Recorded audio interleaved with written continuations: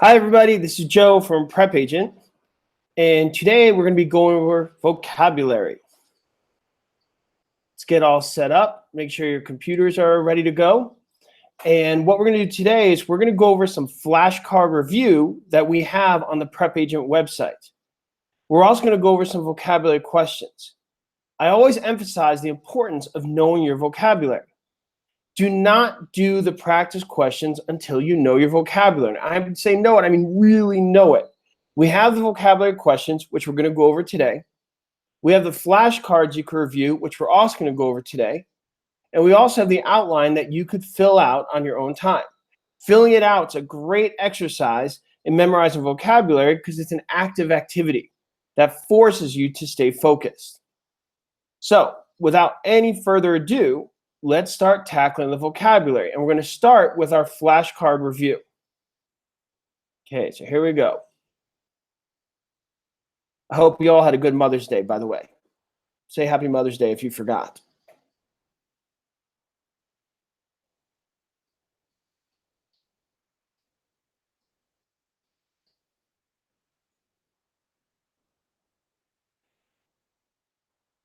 Okay. Ready to go. First word on the board is appraiser. Okay, so what I'd like you guys to do is try and define it in as few words as possible in the chat window.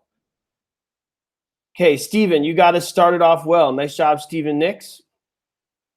And here we go. An appraiser, someone who estimates the value of property.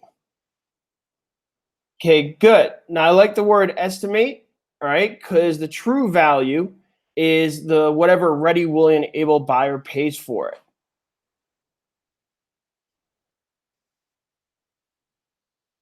Okay, narrative form of appraisal report. Narrative form appraisal report. Few words as possible. What makes that different from all the others? The narrative form appraisal report. Nice job, Anne. So that would be the most comprehensive. Good job, Samantha. Okay, here it says the most detailed. By the way, what I'm doing here works great on your phone if you're waiting online at the post office or somewhere else, just going through these cards. Really recommend it. Intestate. Intestate.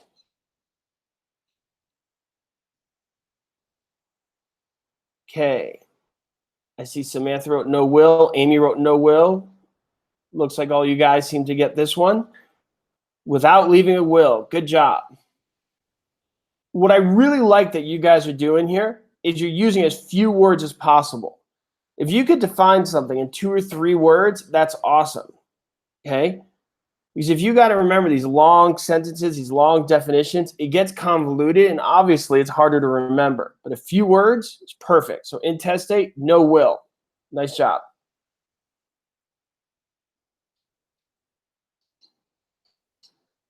Fee simple defeasible.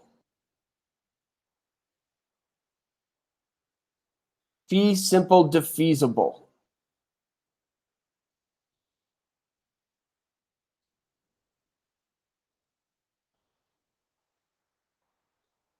Okay, I see that word conditional. I love that. There's a condition.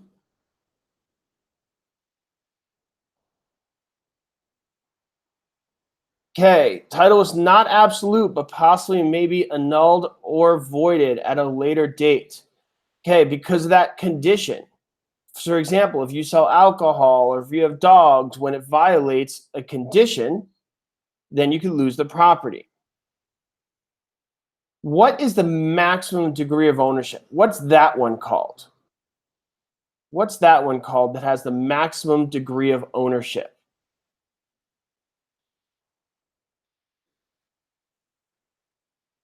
Good. Fee simple absolute. Fee simple absolute. So quick little review here for you guys. You have your freehold estates and less than freehold estates. The less than freehold estates are estate for years, periodic tenancy, estate at sufferance, and estate at will. The freehold estates are your fee simple absolute, fee simple defeasible, and life estate. Got to know those.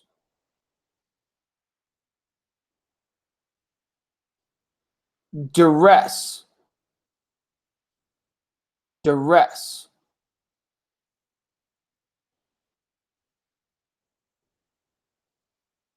So what do you guys think of the word duress?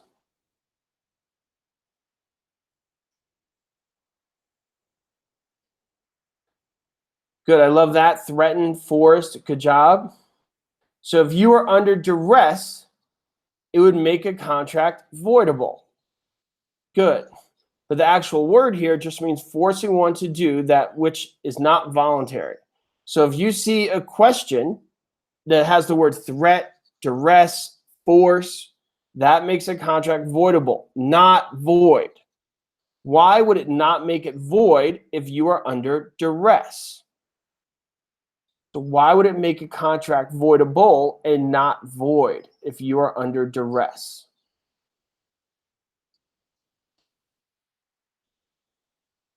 What do you guys think?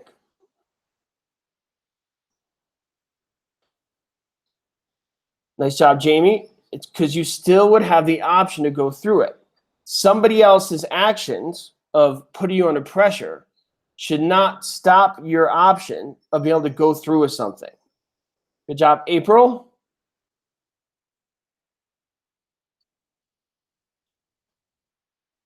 Statute of frauds. Statute of frauds.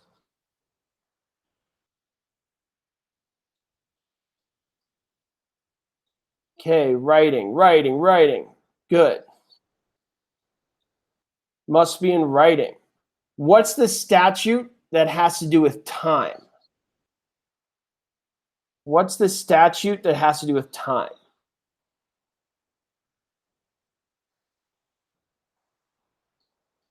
Limitation. Good job, Madeline.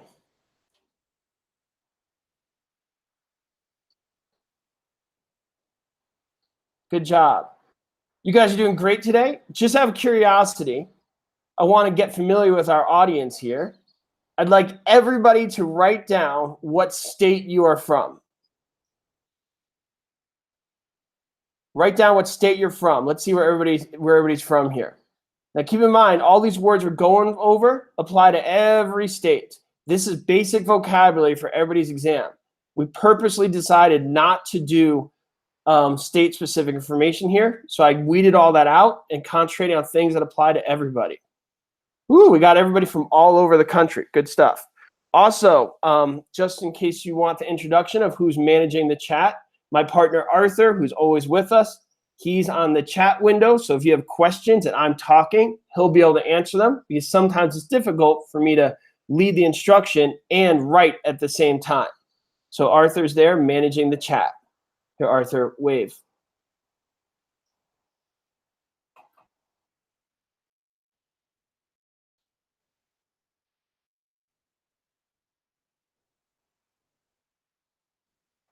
Okay, here we go.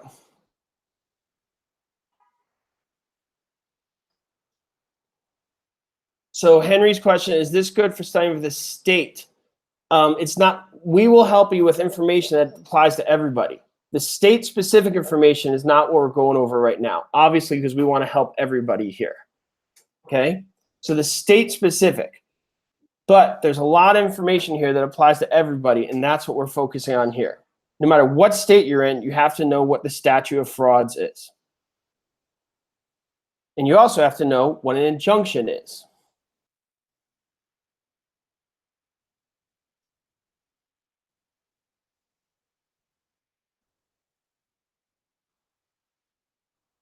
Okay, what's an injunction? So an injunction is a court order to, what do you guys think? A court order to, okay, it's a court order to stop. It's a court order to stop. All right, it stops you from doing a certain action. You see the official puffy, stuffy definition? An order by a court preventing one from acting or restraining one from continuing some action. Okay, I see Pearl, you asked, can you go over the freehold and fee simple estate again, please? I'm happy to do that. Okay, so I want everybody to participate here. So when you are leasing, is that a less than freehold estate or a freehold estate? Let's start there. Is that a less than freehold estate or freehold estate? What do you guys think? So when somebody's leasing, okay, good. That's a less than freehold estate. Okay? There's 4 types of less than freehold estates. Can you guys name them? Let's see who here can name the less than freehold estates.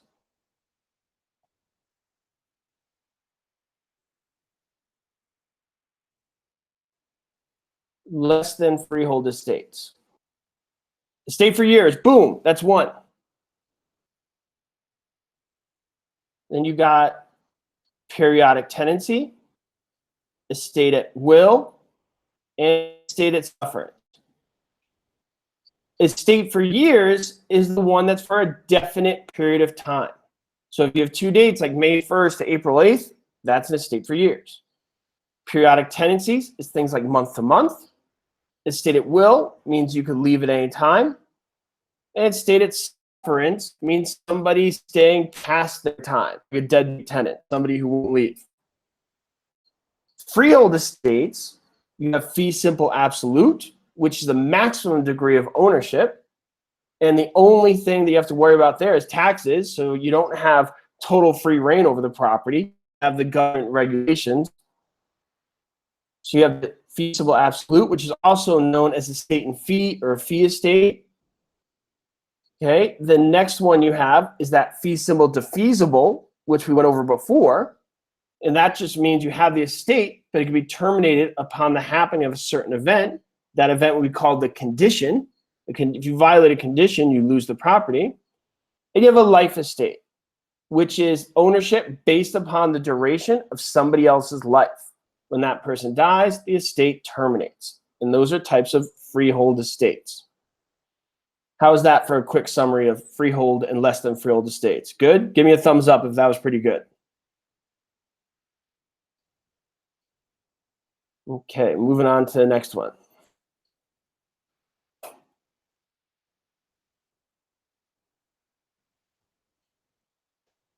Emblements. What are emblements?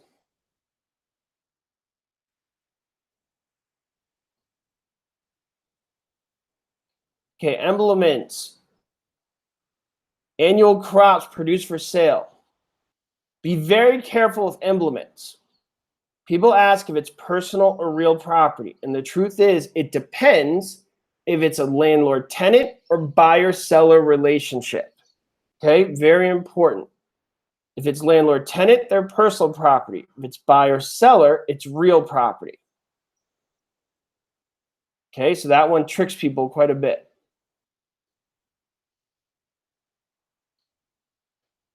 Abandonment. This isn't just real estate vocabulary. This is vocabulary we deal with in our life. Everyday English vocabulary. Abandonment. What does it mean if you are abandoned?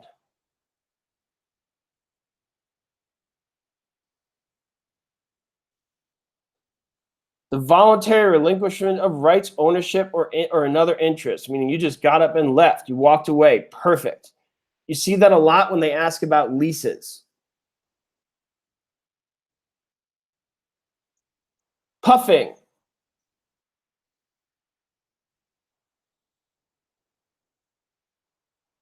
What is puffing?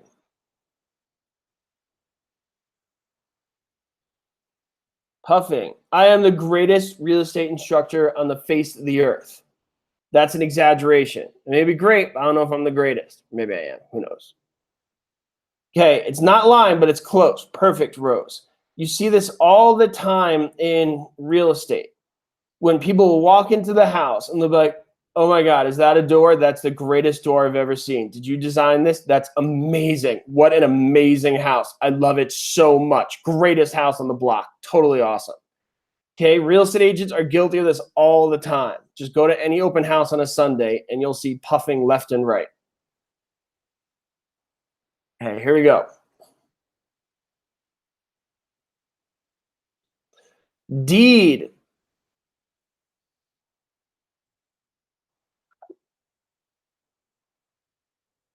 What's that one?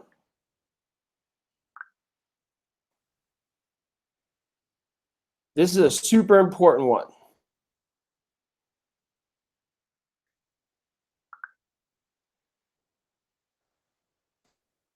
Evidence of transfer. Legal document transferring some type of property. Now, in some states use grant deeds more. Some states use warranty deeds. All of you guys use quitclaim deeds.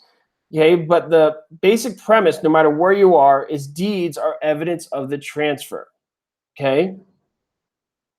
What is title?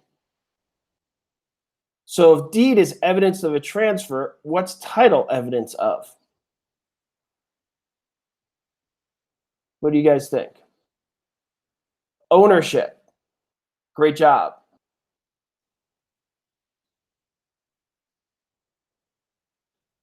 Okay, you guys did great here. So now we're going to switch it up and we're going to start to do some questions. Who's ready for some questions, some multiple choice questions based upon this vocabulary we just did? You guys ready? If you're ready, say ready. Or write ready. Don't say anything. Nobody will hear you.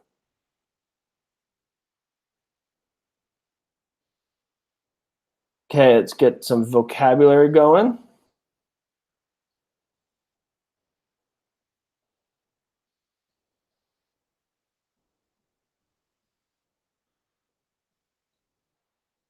All right, here we go.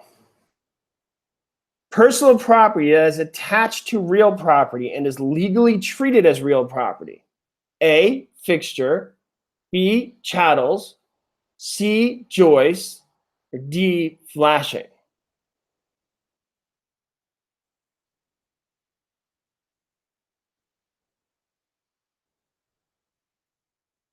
A, fixture. Now, I want everybody to know this will probably be a little easier for you than the actual questions, but that's by design. You got to think of it as stages. You have to master this before you do the actual practice questions that are more simulated to your exam. So these ones, I'm hoping you guys can get really quickly, like boom, fixture, or whatever the next answer is. So you can answer it really easily. So by design, it's a little easier, but my challenge for you guys is to be able to get it that much quicker with these ones.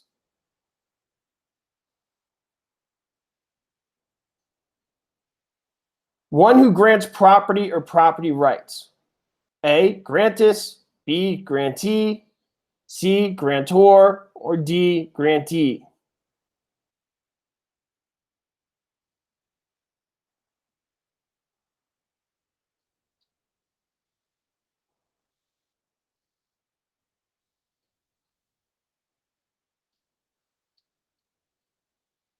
Remember, grantor gives, grantee receives. So Lori asked me about practice and disclosures. I can do one about that. That'll be another day we'll do that. Just check our schedule and we will see when we'll do that, but that's something I'm happy to do. Be able to do practice and disclosures. Practice and disclosures we don't hit on as much because that has more state-specific information. As I said before, in these group webinars, I really try and go over things that applies to everybody. Okay, and one thing that applies to everybody is this OREE rule. Okay, so you see these OR. So even if you have no idea what this is about, okay, OR, what's that? What does the OR mean to you?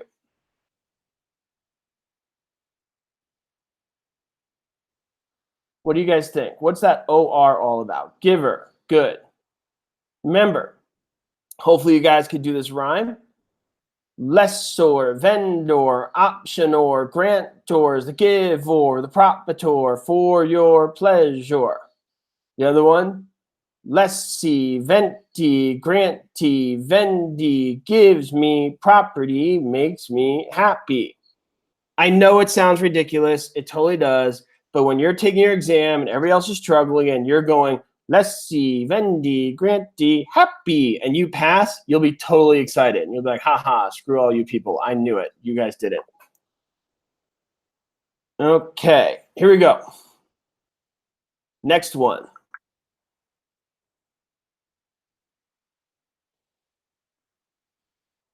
The quotient of the sales price divided by the gross rent. A, income property. B, hypothecation. C, cap rate. D, gross rent multiplier.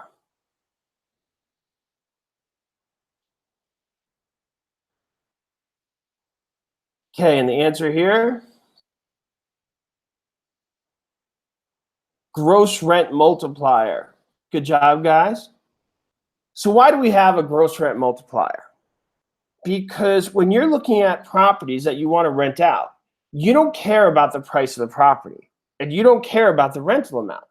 You care about how that price of the property relates to the rent amount.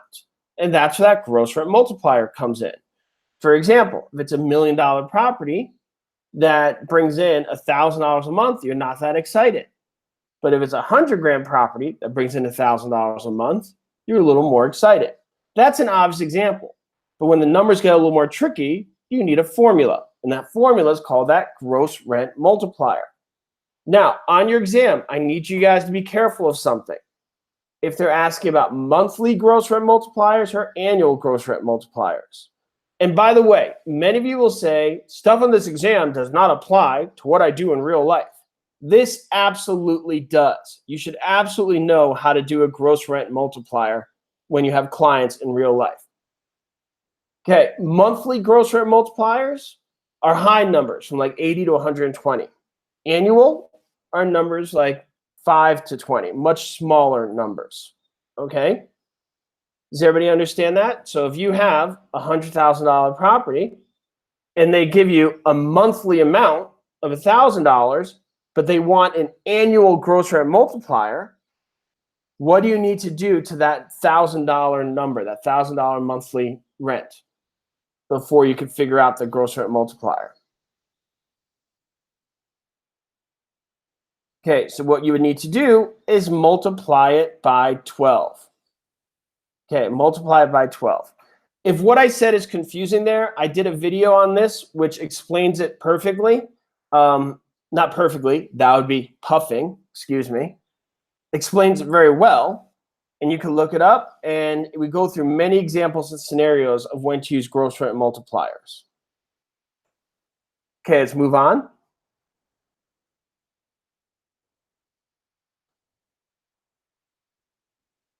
Without leaving a will, A, testated, B, untestate, C, intestate, D, testate.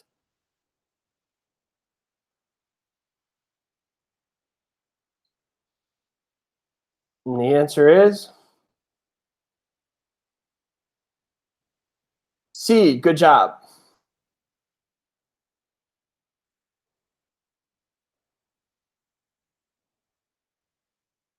The evidence one has of right to possession of land.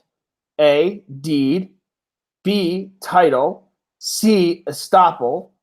Or D, eminent domain.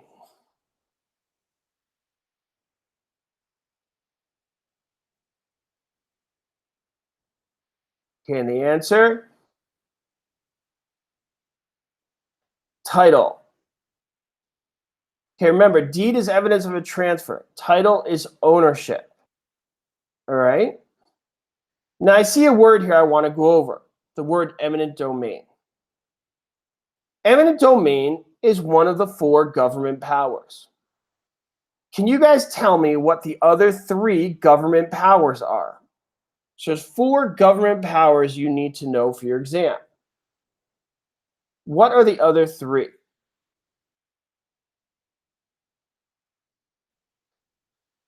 Police power, eminent domain, taxation, and escheat. Remember the word Pete. The word Pete. Good. And Lori asked me, is a deed just evidence of a transfer? Yeah, that's what it is. Now, there's different forms of that. You have quitclaim deeds, warranty deeds, general warranty deeds, special warranty deeds, trust deeds, grant deeds. It's a lot of different types of deeds. But at its core, yeah, it's evidence of a transfer. For example, when you pay off your loan and everything's all done, you'll get a reconveyance deed, which reconveys the property back to you. It transfers that legal title back to you. But before you know any of that, you got to know a deed is evidence of the transfer, or else all that other stuff will be very confusing. And that's a point I want to make as you guys are studying. Please study in stages. Be careful to try and learn the more complicated information before you know the basic information. Okay, if you don't have that foundation, everything will just seem really confusing.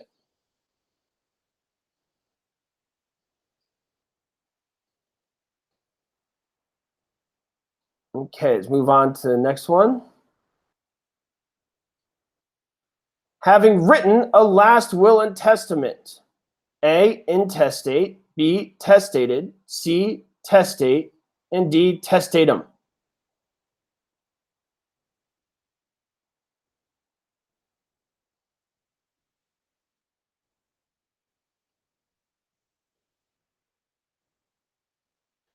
Okay, so if you got the last one right about intestate, you should know that this is testate.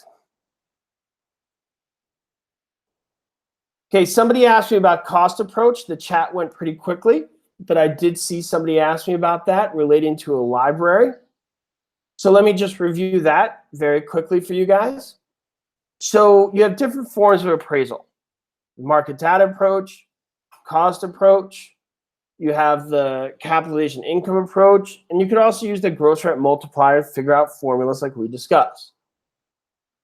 The market data approach is just when you compare other properties just like yours. Every day, when you walk outside on a Sunday, if you own a house and you see the other open houses, you look at somebody's house and you see their house is 500 grand. And everybody goes like this. They say, that one's 500 grand. Well, their carpet's terrible. And I don't know who designed the living room there. Mine is clearly worth 600 grand then. You came up with that 600 grand number because you compared your properties to theirs. And obviously you think that yours is way better. That's the market data approach. Income approach converts income into value. And the last one, that cost approach, is basically how much would it cost to build it brand new. Okay? When do you use that? When you have nothing to compare it to, and when there's no income to speak of. So what type of buildings is that? Well, that would be like the library that I was just asked about. That library, you would use the cost approach because there's no income, and the next library is a whole nother town over more often than not. So that's when you use the cost approach. Use it for police stations, schools, all those types of buildings that don't have income and don't have comparables. Do you guys still go to libraries? I feel like nobody uses a library anymore because of the internet. I don't know what you guys think. Or maybe you guys are in a library right now studying. Okay, here we go.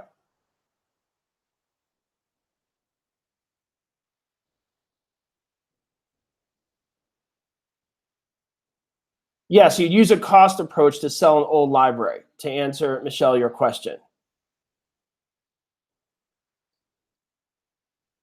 Okay, having no legal force or binding effect. A, voided, B, void, C, voidable, or D, voidus.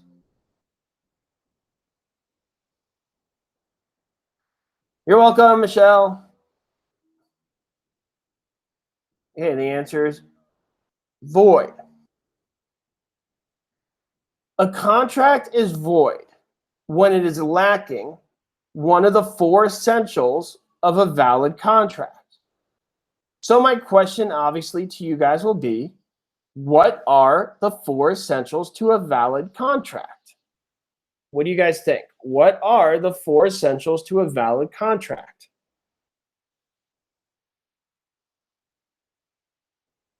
Can you guys write that? What are the four essentials to a valid contract? Offer and acceptance, boom, also known as mutual consent or agreement, that's one. Legal purpose, consideration,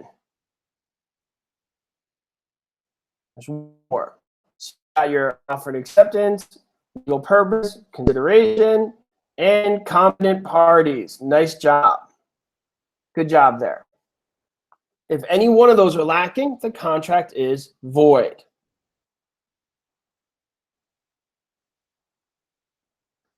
Okay, this one's a little harder. Laws enacted to promote free competition by prohibiting agreements to limit competition. In real property businesses, for example, setting a standard commission for all brokers to charge would be a violation of A, fair housing laws, B, equal opportunity laws, C, right to practice laws, or D, antitrust laws.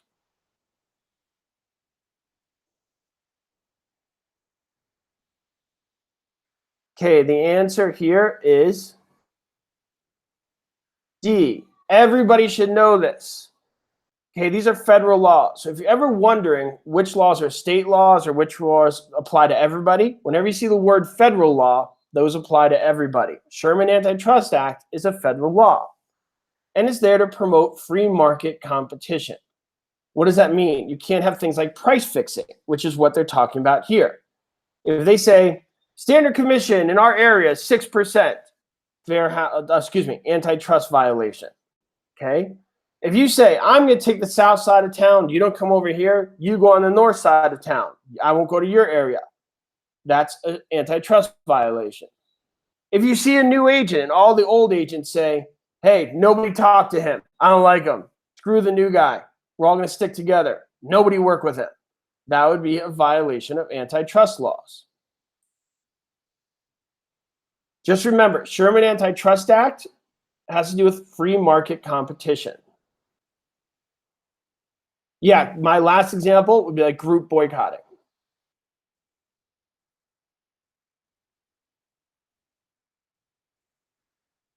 An encumbrance against property for money, either voluntary or involuntary. A, situs. B, lien. C, waiver. Or D, burden.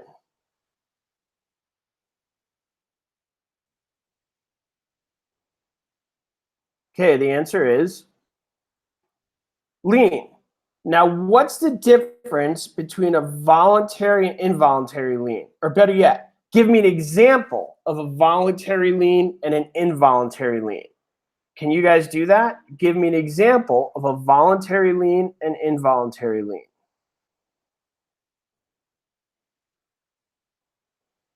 So mortgage would be a voluntary lien. Okay, an involuntary lien would be, give me an example of that. Yeah, court order something not wanted, like a mechanic's lien or taxes. Good.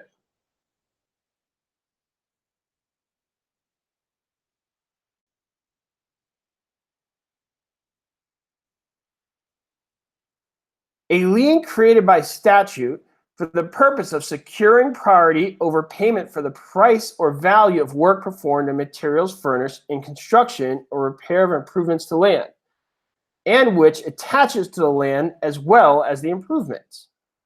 A, assessment lien. B, judgment lien. C, mechanic's lien. Or D, tax lien. The answer would be mechanic's lien.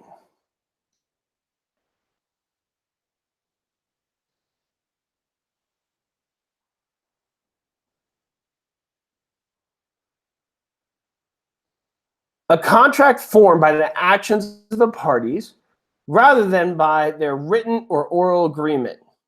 A, implied contract. B, express contract. C, voidable contract. Or D, void contract. This is that old saying, looks like a duck, walks like a duck, acts like a duck, must be a contract. Implied contract. There you go. One of my favorite examples of an implied contract is when you sit down at a restaurant and they bring you the bill. Can you say, I'm not paying for this. I never signed anything. Nope, nope, not doing it. No, it's implied that when you sit down, you see the menu, you're aware of the price, you order, and you owe that amount of money. That's an implied contract.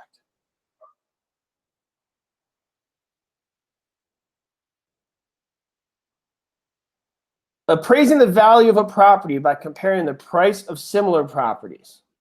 A, cost approach. B, approach of substitution. C, income approach. Or D, market data approach.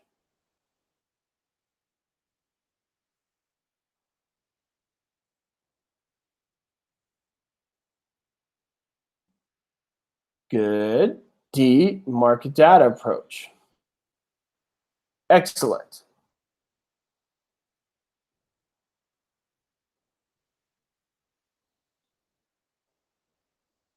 May be voided, but not void in itself. Voidus, voidable, executory, or void in.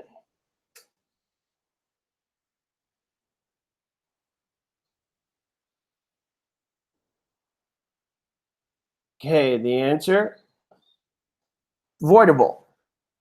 Give me an example of something that we went over today that would make a contract voidable.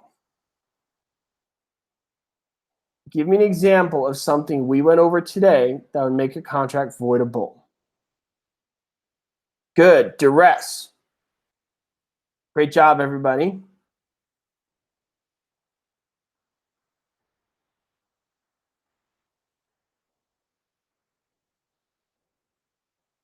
Okay, here we go. The person who transfers property by sale, another word for seller, commonly used in land contract sales. A, trustor. B, vendor. C, trustee. D, vendee. Excuse me.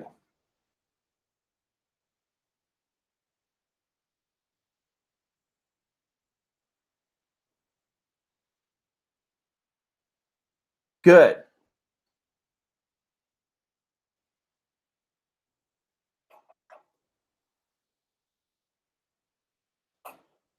Usually title without ownership rights, such as title placed in a trustee under a deed of trust, or title in a vendor under a land contract. A, legal title. B, equitable title. C, voidable title. Or D, absolute title.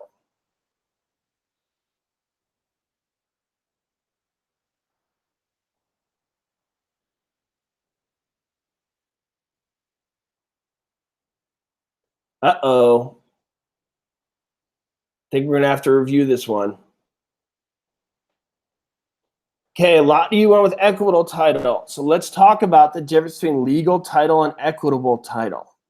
Okay. So well, first of all, what is equity? Let's talk about that. What does equity mean? Equity is that interest in the property above and beyond all liens against it. Yeah, that's the money you get when you sell the property, the money you go buy a cookie with. Equity also means the right to possess. Okay, so essentially, equity, all right, is the is the form of ownership you have when you get a loan. The bank lends you money, but you have equitable title. All right. Legal title is the right to sell the property. So a vendor under a land contract, okay, they have the right to sell the property. A vendor is essentially they're making the loan to the buyer. They're taking the bank out of it. But if you don't pay them, they have the right to sell. Legal title is the right to sell. Equitable title is the right to use and possess and gain equity. Okay? Does that make sense? So I know legal title sounds like the true owner, but they're really the ones who have the right to sell it upon the happening of a certain event, such as not paying the loan. Okay? Equitable title is more of that true ownership that you experience when you buy your first home and get a loan from a bank. When you pay off your loan, then the bank will issue that reconveyance deed and you'll get legal title. Okay, and you'll have everything. I hope that helped everybody.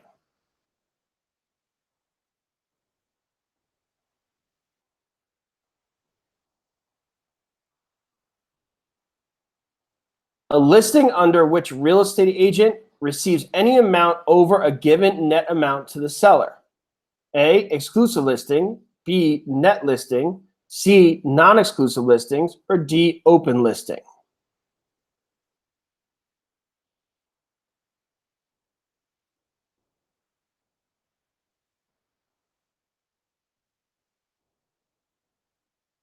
Okay, and the answer is net listing. Now, this is illegal in most states because there's a conflict of interest there, but still, you have to know the definition of it no matter what state you're in. You have to know what a net listing is. And it's when you get a certain amount above and beyond a designated price. So if I say I'm selling the property for 500 grand, if I get 520, I make 20 grand. I get 550, I get 50 grand. Okay. Now, I believe Stephen asked me, isn't title ownership? Yes, title is ownership, but it is a lot more details. There's different types of title that serve different purposes for different types of ownership, different types of interest in the property. And that's when you get into things like legal title and equitable title. Okay. Yeah, I see Courtney says it's illegal in Alabama. It's definitely illegal in most states, but you still have to know what the definition is here. Okay, let's do one more.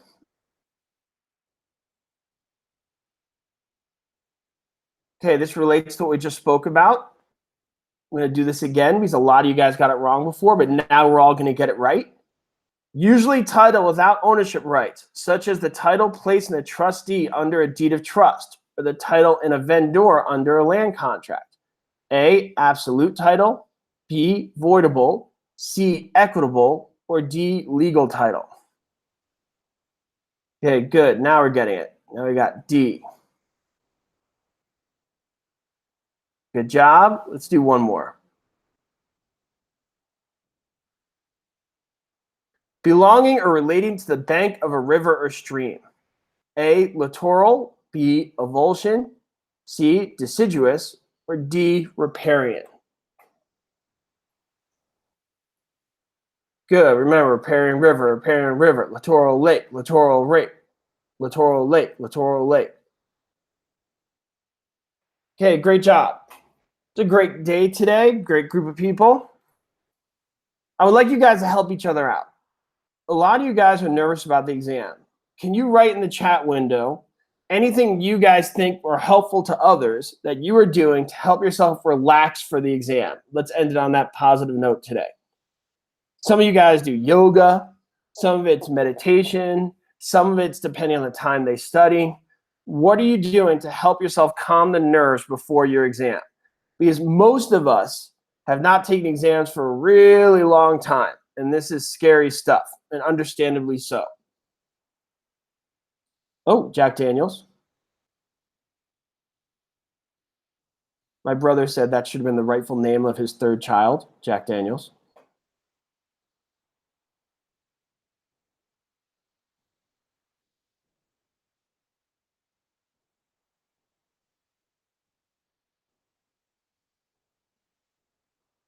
Ooh, hiking, get out the energy. Verbal affirmation, I got this, that works.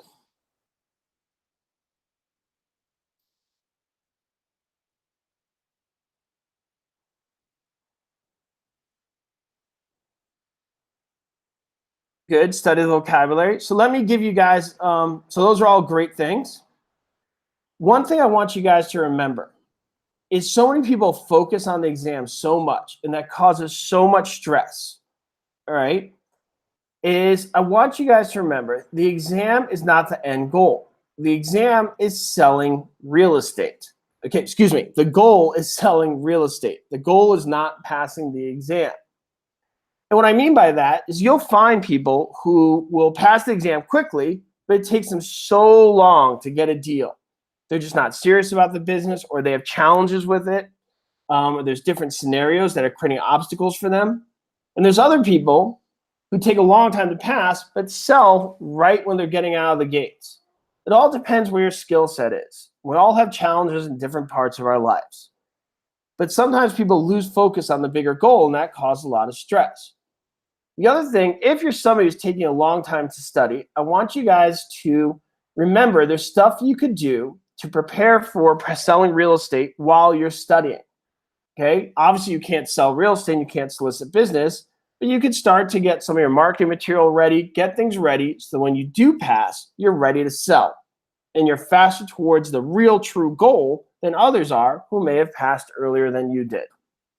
So it's just different things to relax and stay, calm as you're studying for this exam. Okay. So with that being said, this is Joe from PrepAgent. Okay, and I hope to see you guys soon. It was nice to see everybody. And we'll be doing this again throughout the week. We'll be doing it tomorrow, Wednesday, Thursday, Friday, going to different topics. And other than that, have a great day. Bye.